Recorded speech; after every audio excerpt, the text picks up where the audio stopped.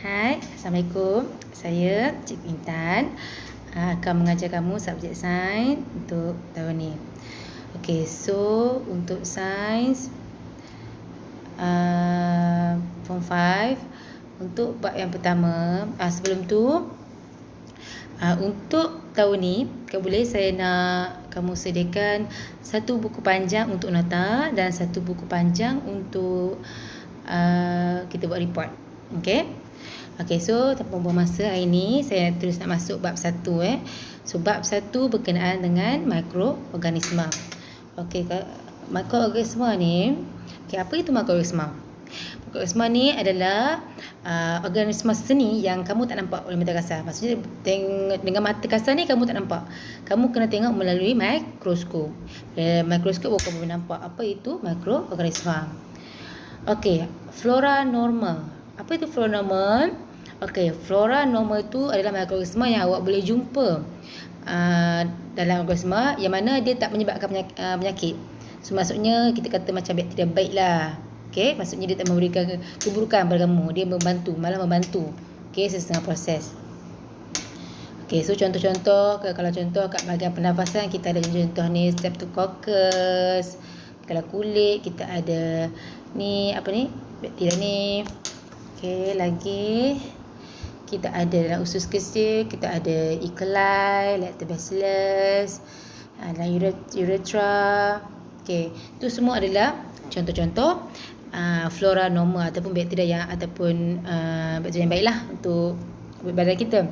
Okey, apa kepentingan dia? Apa kepentingan flora normal ni? Okey, first nampak bersaing dengan patogen. Okey, patogen. Apa itu patogen? Patogen tu apa? Tahu tak patogen tu apa? Okey, patogen ni adalah mikroorganisma yang boleh menyebabkan penyakit. Okey, so patogen ni mikroorganisma yang boleh menyebabkan penyakit. So kalau maksudnya flora normal ni akan bersaing dengan patogen untuk mendapatkan nutrien dan menghalang pembentukan koloni patogen. Itu satu. Okey, dan dia juga membantu mensintesiskan vitamin B12 dan vitamin K. Okey, merangsang pertumbuhan tisu badan dan juga membentuk antibody. Nampak antibody? Membentuk antibody. Okey, antibody ni diperlukan untuk melawan patogen lah, untuk melawan bakteria ataupun virus yang jahat ni. Okey, so itu kepentingan dia. Okey.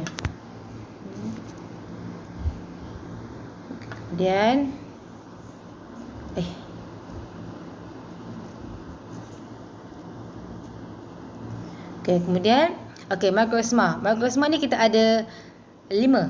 Okey, penjelasan ni kita ada 5 jenis yang awak kena tahu, awak kena ingat. Okey, lambat ni 5 benda ni. Okey, 5 benda tu ialah fungi, alga, protozoa, bakteria dan virus. Okey, fungi, alga, protozoa, bakteria dan virus. Okey, fungi. Fungi itu apa? Okey, fungi itu ataupun nama lainnya adalah kulat. Okey, so kalau kulat, fungi ni dia saiz dia pun dia ada 2 jenis tau. Satu makroskopik dan satu makroskopik, satu mikroskopik. Apa itu makroskopik? Makroskopik tu maksudnya kamu boleh tengok melalui mata kasar. Kalau mikroskopik tu maksudnya kamu tak nampak melalui mata kasar. Kamu kena tengok melalui mikroskop. Okey. Dan selalunya fungi ni dia wujud dalam bentuk koloni. Koloni tu maksudnya berkumpulan lah, banyak-banyak. Okey, so fungi ni juga ada 2 jenis, unisel dan multisel. Kamu dah belajar dulu kan? Apa itu unisel, apa itu multisel? Okay, apa itu unisel? Maksudnya dia terdiri daripada 1 sel. Kalau multisel dia terdiri daripada 2 sel. Okey, contoh kalau fungi unisel ni kita ada yeast. Okey, maksudnya kalau yeast ni kalau kita tengok bentuknya bentuk spira, dia bentuk bulat-bulat spira. Okey, kalau multisel ni muka ni dia ada sporangium. Okey, sporangium ni dia berbentuk sfera. Apa itu sporangium? Sporangium tu dan sporangium tu ada spora. Okey, dia berbentuk sfera. Okey, dan hifa. Hifa tu bentuk benar lah. Kalau tengok kat gambar ni ada ni. Gambar ni. Okey, so ini dia punya struktur yeast dan ni. Okey, nutrisi dia. Nutrisi tu apa? Cara dia dapat makanan. Okey, kita ada cara, kalau fungi ni dia ada cara saprofit. Ada cara saprofit. Tengok kat sini, saprofit. Saprofit, dia ada parasit. Okey, apa itu saprofit? Saprofit tu maksudnya dia ambil makanan daripada organisma yang dah mati lah, dah mati, dah reput. Itu saprofit. Kalau parasit maksudnya dia ambil berperumah. Maksudnya dia ambil pada perumah, dia tumpang situ, lepas tu dia ambil makanan ataupun nutrien daripada perumah tu. Itu tak baik lah. Okey, so habitat dia tempat tinggal. Tempat tinggal dia kat mana? Selalunya tempat tinggal ni dipengaruhi oleh cara nutrisi dia lah. Okey, contoh selalunya fungi ni dia banyak duduk dekat tempat benda-benda yang reput, tinja, kulit, makanan. Okey, dan dia juga suka duduk tempat yang gelap dan lembap. Itu memang tempat dia lah. Tempat-tempat yang gelap, lembap tu memang tempat dia lah.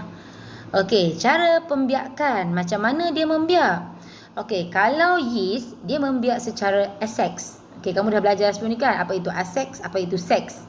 Okey, kalau asexual dia melibatkan satu individu lah. Kalau sex melibatkan dua gamet. Okey. So kalau asexual ni dia melibatkan contoh yeast ni melalui proses pertunasan. Okey, pertunasan. Kalau kau tengok gambar ni nampak yeast ada tunas tu. Okey. Kalau muka secara asexual, okey. Juga asexual melalui spora dan juga sex iaitu melalui konjugasi. Okey. Okey, so kalau spora dia bebaskan spora lah. Okey, spora tu selalunya benda yang halus dan ringan. Okey, so dia senang dibawa oleh angin. Okey, so kalau konjugasi melibatkan pertemuan hifa. Kalau awak tengok gambar ni nampak ada hifa tu kan. Dua hifa tu bertemu. Okey. So dia bertemu dan gamet mensenyawakan gamet dan kemudian hasillah muka yang baru. Okey. Itu dah fungi.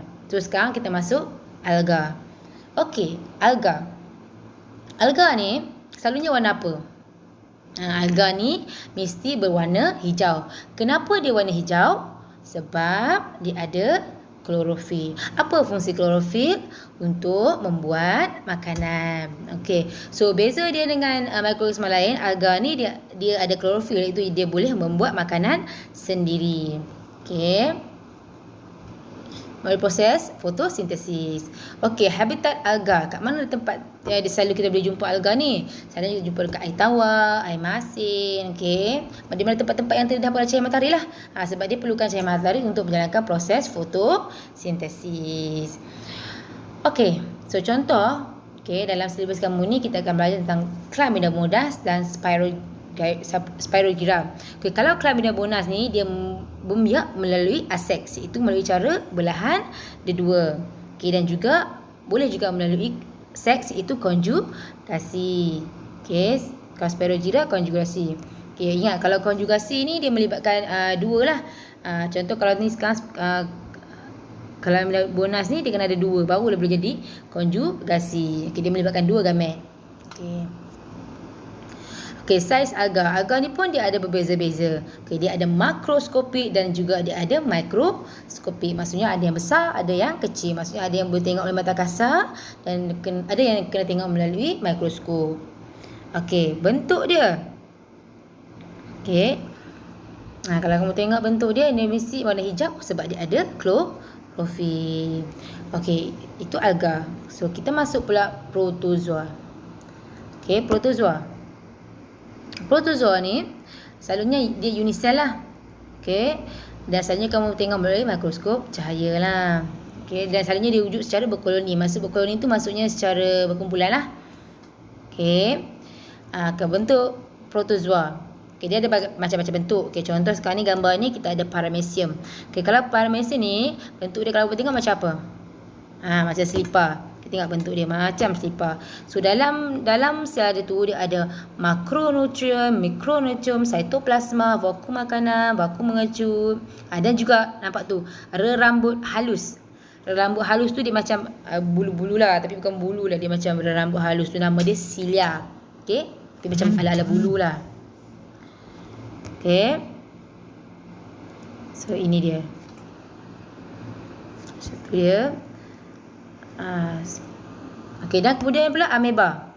Ameba pula bentuk dia tetap. Okey, bentuk dia akan sentiasa berubah-ubah. Okey, dia ada nukleus, lebih kurang lah macam paramecium. So ini struktur untuk ameba. Okey, protozoa.